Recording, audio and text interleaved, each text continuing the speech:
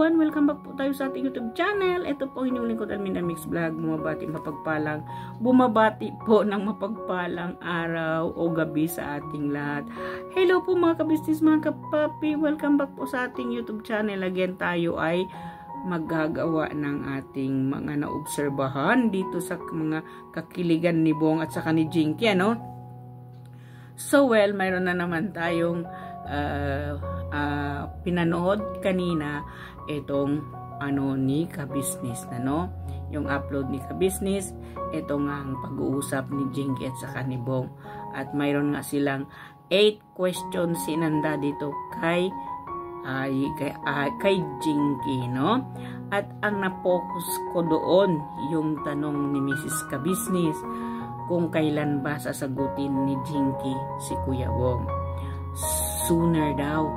Ibig sabihin, andyan na. Malay natin bukas o sa makalawa ay sasagutin na niya si Kuya Bong. No, talaga namang pasok daw sa banga si Kuya Bong ayon dito kay Jinky, no? At ang isa pa, kung papayag ba daw si Jinky na dito na magtatrabaho kay Kabisnes, pagbibigyan ba siya pagbibigyan ba niya ang Kabisnes family? Sagot naman ni sagot naman ni Jinky ay okay lang naman daw, kasi hindi naman daw siya nakakontrata dito sa kanyang amo, no? Ibig sabihin wala silang pinirmahan na kontrata. So ang tanong, kung wala kang pinirmahan na kontrata, bakit hindi ka binibigyan nila ng day off? Dahil siguro kaya hindi siya binigyan ng kontrata o nag-sign ng contract, kasi pag nag-sign siya ng contract, obligasyon ng amo niya bigyan siya ng day off once a week. Kaya siguro hindi na lang kumuha ng kontrata. Pero hindi maganda yon, dahil in case of emergency hindi ka pananagutan ng iyong amo, no? So well, i-proceed na natin dito sa kakiligan na ito. At si Kuya Bong naman talaga, ang ngiti abot tenga, parang pumapalagpak ang tenga sa tuwing binabanggit ni Jinky, no? Kasi ang sabi ni Jinky ayon pa sa kanya, si Bong daw ay ang kanyang puso. Wow, nasa puso daw niya si Kuya Bong. So well, ganon naman po talaga tayo pag nai-inlove na. So ibig sabihin na inlove itong si Jinky kay Kuya Bong. So Kuya Bong, umayos ka nang hindi ka katusan ni Mr. and Mrs. Kabisnes. Joke lang po. So well, ayun. At ang sabi pa ni Mrs. Kabisnes, kung sakaling papayag ka, ang aalagaan mo lang naman at babantayan mo ay sila Sandra. Kasi nga sila Sandra ay lilipat na ayon kay Mr. Kabisnes. Baka daw itong January ay lilipat na sila Sandra sa Kabisnes family. Doon sa Palcon, inayos na yung saan titirahan ng magkapatid, ano? At yun ang gusto ni Mrs. Kabisnes at ni Mr. Kabisnes, na doon si Jinky maninirahan at mag-aalagaan niya yung 3 bata, no? So well, sabi naman ni Jinky, wala naman daw ang problema kasi kilala naman daw niya yung mga bata at napamahal na ito sa kanya. At naawa daw siya dito, syempre, no, wala nga, iniwan nga ng magulang, no, itong 3 bata. Kaya yun, napamahal kay Jinky at naawa daw siya, no. So ayun naman dito kay Kuya Bo, kay Jinky, wala naman pong problema kung sila Sandra ang aking aalagaan, no. Kasi bata naman yung inaalagaan niya dito sa sa itong sa employer niya ngayon, ano. So ang sagot, ang pa ni Mrs. Kabisnes sa kanya ay kailan daw yung pagpunta niya doon, at kailan din ang pagsagot niya dito kay Kuya Bong, ano. At ang sagot ni Jinky naman, malapit na daw niyang magiging boyfriend o sasagutin itong si Kuya Bong. At eto na nga ang focus natin sa main, yung iniwan na silang dalawa doon na mag-usap, no? At ang tanong talaga ni Kuya Bong sa kanya kung kailan. Sabi naman talaga ni Jinky, mag-antay ka lang na isang buwan lang naman na ang baga isang buwan na lang, no, ang pag-iintay ni Kuya Bong. At sorry po. At masusunod na lahat 'yon, isang buwan na lang ang ihintay ni Kuya Bong ay sasagutin na siya ni Jinky, at pinag-usapan pa nila yung tungkol nga sa kasalan. Kung sakaling sasagutin ni Jinky itong si Kuya Bong at payayain ni Kuya Bong nang magpakasal si Jinky, ang sagot naman ni Jinky, wala naman daw yung problema. At tanong, saan ba daw dapat sila ikakasal? Ang sagot ni Jinky, si Bong daw ang masusunod kasi si Bong daw yung lalaki. So ibig sabihin itong si Jinky, hindi lang talaga siya napaka-prangka, maunawain na tao, no? Kasi ibinibigay niya magdesisyon dito kay Kuya Bong kung ano yung dapat desisyonan, Hindi siya, kumbaga, hindi siya makasarili na siya yung magdesisyon.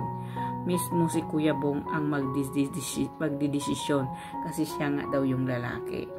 At dito ako napahanga kay Jinky, napaka-prangka niyang tao, no? Napaka-prangka niyang babae. Hindi yung wala siyang paligoy-ligoy. Yun din siguro ang nagustuhan ni Mrs. Kabisnes sa kanya, kasi kung mayroon siyang sinasabi, hindi siya paligoy-ligoy, diretso kung diretso, Hindi yun nag-iisip pa o whatever ang sasabihin, basta dediretsuhin niya kung ano yung sinasabi niya, no? Straightforward siya, at saka napaka-prangka niyang tao, no? Yun ang naobserbahan ni, hindi lang naman si Mrs. Kabisnes, pati tayo, no? Ang pagka-prangka niya, at lagi niyang sinasabi, may pag-asa naman daw talaga si Kuya Bong, kasi si Kuya Bong ay nasa puso na niya. So, iintayin po natin yun, ang kanyang pagsagot kay Kuya Bong, at ang pagpunta niya doon sa bahay nila Mr. Kabisnes, na doon na siya manirahan, doon na siya magtatrabaho. At ang sinabi pa ni Mrs. Kabisnes, yung sahod niya doon sa una niyang amo, yun din ang sasahurin niya kila Mr. and Mrs. Kabisnes. Yun ang ibibigay sa kanya, no? Ang laki naman talaga ng tuwa ni Kuya Bong. Pumayag pag ang tenga, ang ngiti ba, abot tenga na itong ngiti ni Kuya Bong, hindi na matanggal-tanggal yung ngiti hanggang tenga. Dahil nga excited na rin siya.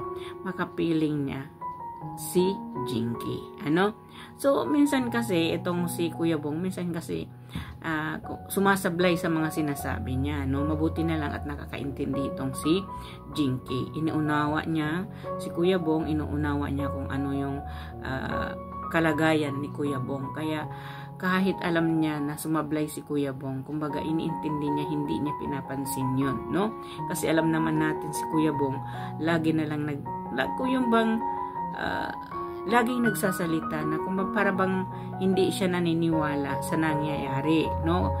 Paulit-ulit niya itong binabanggit kay Jinky na natatakot daw siya mawala si Jinky sa kanya, mapunta sa ibang lalaki.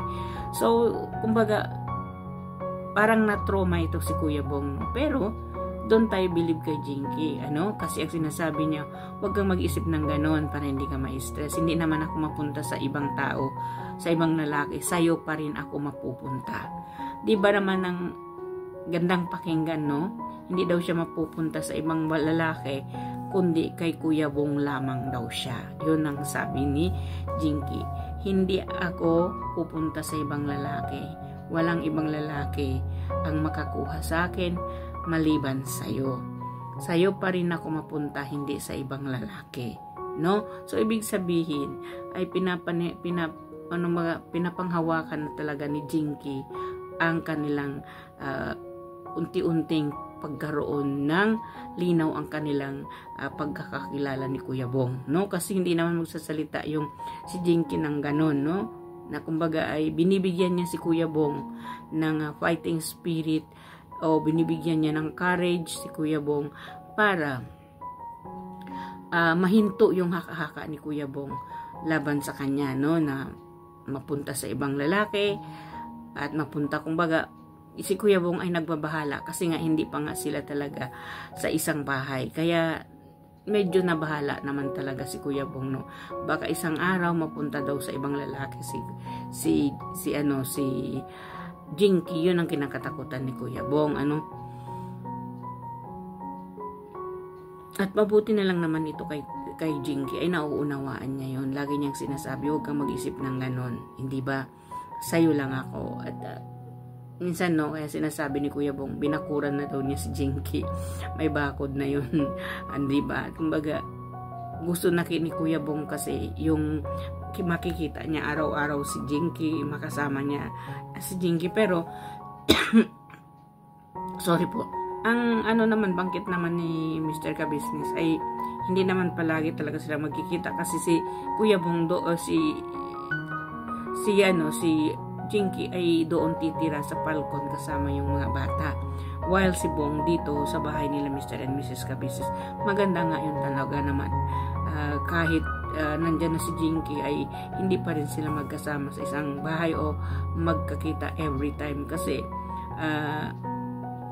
ayon kay Jinky, parang maganda yun para irespeto din niya yung mga kababaihan. Kumbaga, irespeto din siya ni Bong kasi nandun nga, no, hindi sila gaano laging nagkikita kasi andun siya sa balkon, nandito si Bong kila Ka-Business, no.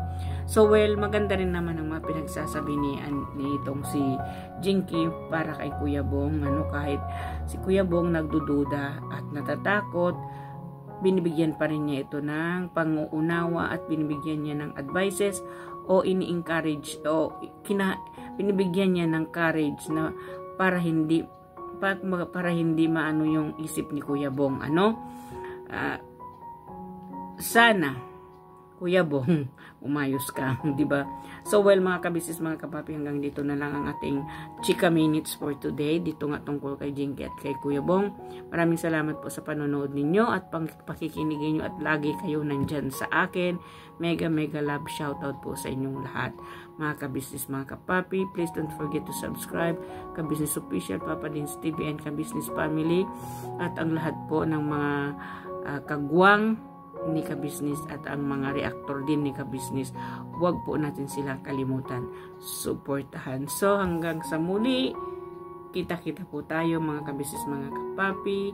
See you again. This is your Alminda Mix Vlog nagsasabing mapagpalang araw sa lahat, mapagpalang gabi sa buong Pilipinas o saan man tayo sa mundo. So, well, hanggang dito na lang mga Ka-Business, mga kapapi. At huwag po ninyong kalimutan din i-subscribe ang aking munting bahay, share, likes, and comments all my videos po mga Ka-Business, mga kapapi. So, hanggang dito na lang. Ito po inyong lingkod Alminda Mix Vlog nagsasabi, may Allah bless us all at maraming salamat po. Kita-kita tayo muli. Bye-bye!